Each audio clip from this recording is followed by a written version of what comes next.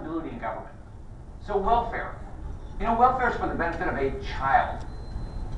He said, if you're going to receive, you're going to be the parent that gets a welfare check for the benefit of that child, you will be drug screened. Absolutely. Pretty logical, right?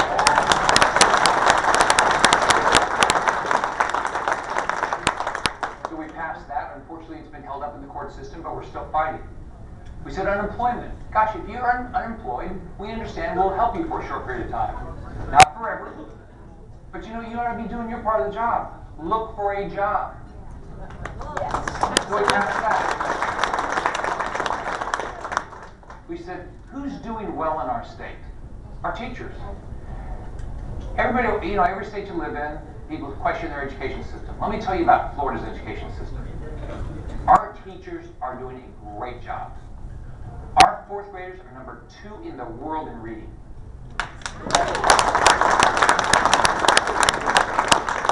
Our 4th and 8th graders have the highest student achievement gains of any large state in the country the last few years. We have the highest graduation rate for Hispanic students of high school in the entire United States. National Council for Teacher Quality, yeah, we're heading.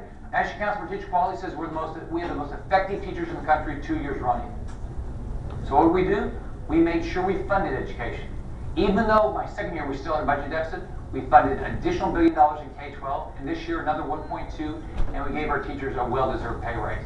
And it's tough. It's tough I know in a smaller county, because you know, even though you're getting more money per student, you still have to grow your population.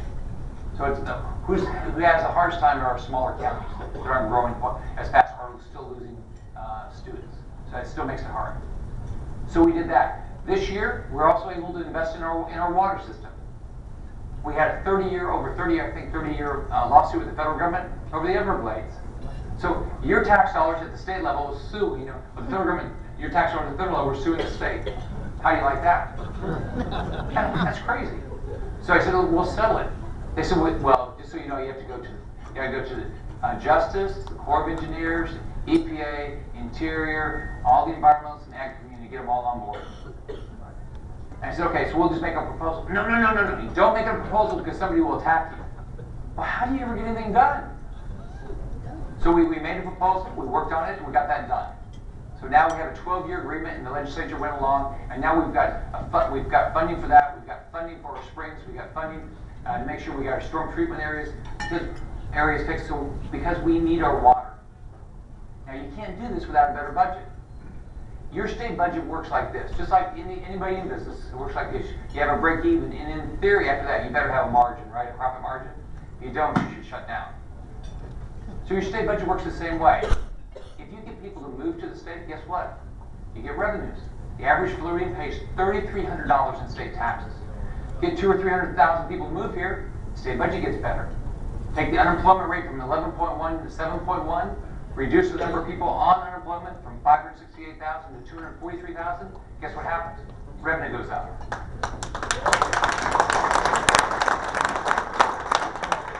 So all this is what you believe in. But what you have to live in your lives every day. You can't. People don't just throw money at you. Look, this is what my revenues are now. I'd like to have more employees. I'd like to buy more things, but this is all I have. That's what we're doing in the state. We right-size state government. We're paying down debt. We're getting rid of regulation. Now, next year, it's estimated that we'll have the highest general revenue in the history of the state. And it's because more people have jobs, more people are moving here, more shipping is coming through our state, all the things that you would do if you run the state like you're running a business. So what should we be doing now? Give you some of your money. It's yours. It's not state money. By the way, I'll tell you a funny story. If any of you go to Tallahassee, the first thing they tell you, day one in teaching you how to be a governor, is federal money is free. Yeah, there's not a book, but everybody tells you that immediately. Don't worry about any federal money. Grab all you can. Don't worry about all the strings that are attached to it. It's all free. It's not. First off, it's your money. It might be your federal taxes, but we now are going to have the highest general revenue it looks like next year, unless something happens in the history of the state. We are going to have a budget surplus of $1.5 billion. So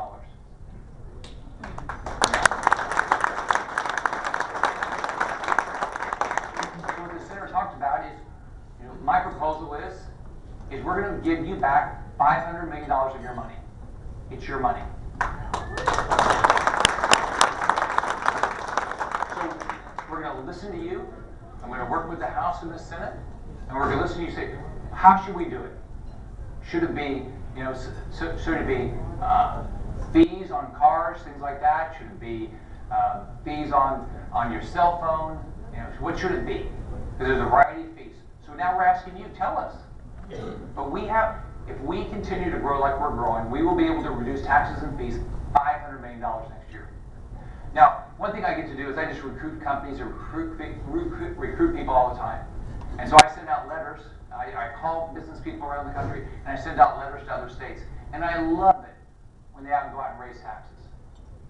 So I did one the other day to Massachusetts, because they just raised their taxes $500 million. The one in Missouri where I grew up, he had an opportunity to cut taxes $700 million, and he vetoed it. So those are great for us. Because businesses say, look, I can't compete in these states. I'm coming to Florida. And you know what? We're clearly beating Perry now. We've scared him so much. Well,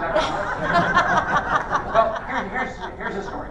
So I lived in Texas for a short period of time. My wife was, or a longer period of time, I guess. My wife grew up in Dallas.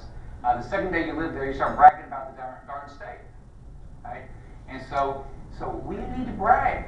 So I won the job, and with your support, and I sat down with Governor Perry about a week after I got elected, and I said, so Governor, we'd met each other but didn't know each other. I said, I'm going to start telling everybody my job is to kick your rear. You're the gold standard. Who do you want to be? Anybody want to be third? Nobody knows anybody in third place, right? I want to be first. So I said, my job is to beat you. That's it. And he said, so I said, you can either be mad at me or you can, say you're worried. So we've gone on national television, we've done forums together, and I always explain, look, if you're just going to do business in North America, be in the center of the country, that's fine, but if you're going to be important to be a global player, you're going to be in Florida. He always likes that part. So I invited him to Florida. We did a fishing tournament last September. We each invited a veteran, because he supports Wounded Warriors, and I support Wounded Warriors. And so we did that in Destin. And so I bought a second place trophy for whoever would end up in second place. I hadn't decided what it would be until after we finished fishing, though. I bought team hats. My team was called Beat Perry. I told him I'd get us on national television. I scheduled to be on Neil Cavuto's show that afternoon. His team was appropriately called I'm Worried. So I got us on Neil Cavuto. We caught fish. He caught the biggest fish. That wasn't the contest. The contest was the most fish. I didn't tell him that time. We finished that day. So we're on Neil Cavuto, and Neil was harassing him about how Romney wasn't doing enough events with him. So I helped him. I changed the subject. He said, Governor Perry, here's your trophy, your #2 trophy. And it was like this tall. I had to hold it up. And I just kept talking about how I beat him in fishing. He appreciated that part. He did tell me the next day he took it to his shooting range and demolished it. But look what's happened. He's not running for re-election, huh? I called him after he announced a couple months ago. I said, Rick, what happened? You're getting worried about competition?